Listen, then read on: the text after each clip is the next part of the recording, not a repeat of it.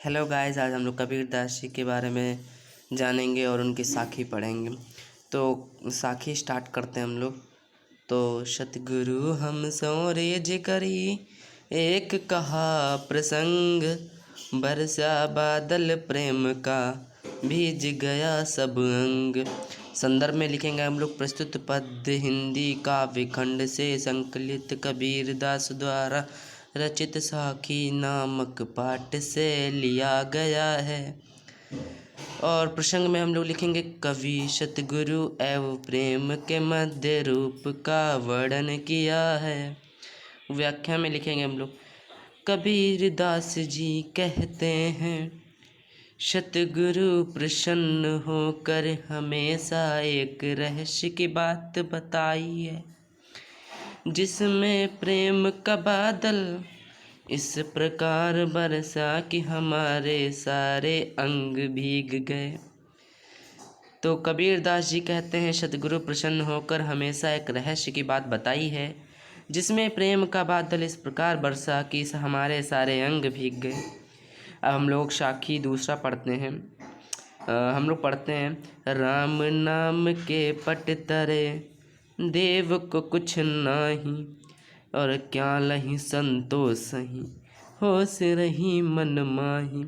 संदर्भ हम लोग सेम वैसे ही डालेंगे, ठीक है। अब प्रसंग में लिखते हैं हम लोग, कवि अपने गुरु की तुलना किसी से करने के इच्छुक नहीं है। व्याख्या में लिखेंगे, कबीर दास जी कहते हैं कि गुरु ने मुझे राम नाम का ऐसा दान दिया है कि मैं इसकी तुलना में कोई भी दक्षिणा देने में असमर्थ हूँ। तो आइए बात करते हैं कबीर दास से।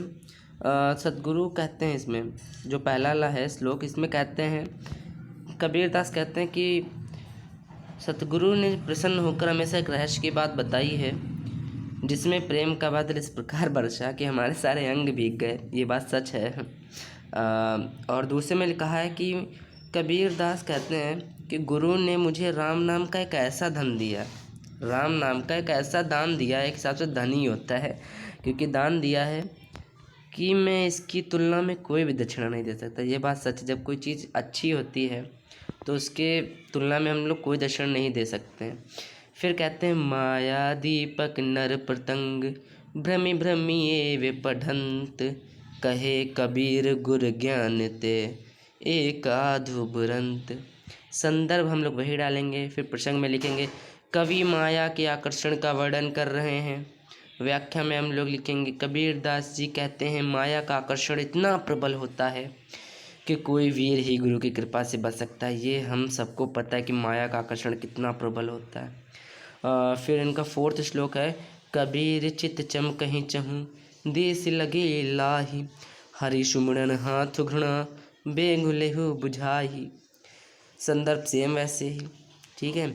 प्रसंग में लिखेंगे, इस पद्यांश में कवि संसार के विषय वासना का वर्णन कर रहे हैं। विषय वासना मीन्स होता है लालच, ठीक है। लालच तो वैसे भी हर इंसान के अंदर होता है। व्याख्या में लिखेंगे, कबीर दास जी कहते हैं कि इस संसार में सर्वत्र विषय वासना रूपी की आग लगी हुई है, जिसके ताप से मेरा चित्त तृप्त हो उठा है।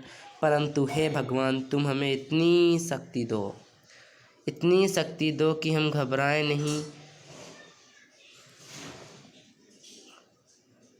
प्रभु के स्मरण रूपी पावन जल से भरा हुआ घट तेरे हाथों में है, अर्थात तू प्रभु का स्मरण करने की स्थिति में है। उस घड़े से तू विषय वासना रूपी आग को शीघ्र ही अधीन कर ले, अर्थात बुझा ले। फिर कहते हैं, झूठे सुख को सुख कहे, मानत है मन मोद, और जगत चबेना काल का, कछु मुख में कछु गोद। संदर्भ सेम वैसे ही। प्रसंग में कवि संसार में मनुष्य के सुख दुख का, भोजन का वर्णन किया है। तो ये बात इसमें इन्होंने सच कही है। कबीर दास जी कहते हैं, संसार में मनुष्य झूठे सुख को सुख कहता है। हाँ, ये बात तो सही है। इंसान भाई खुश नहीं होगा, लेकिन हमेशा कहेगा मैं खुश हूँ, ठीक है, और मन में प्रसन्न होता है। किंतु सारा संसार मृत्यु के लिए उस भोजन के समान है, जो कुछ तो उसके मुंह में है और कुछ उसकी गोद में रखा है खाने के लिए। तो इसमें हमें साखी में हमें बहुत सारे श्लोक मिले और सब में सीखने को यही मिला है।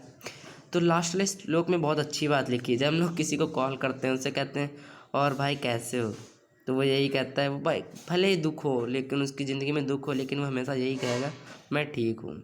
वही इसमें उन्होंने लिखा है। और नेक्स्ट वीडियो जल्द ही आएगी। Thanks for watching my video.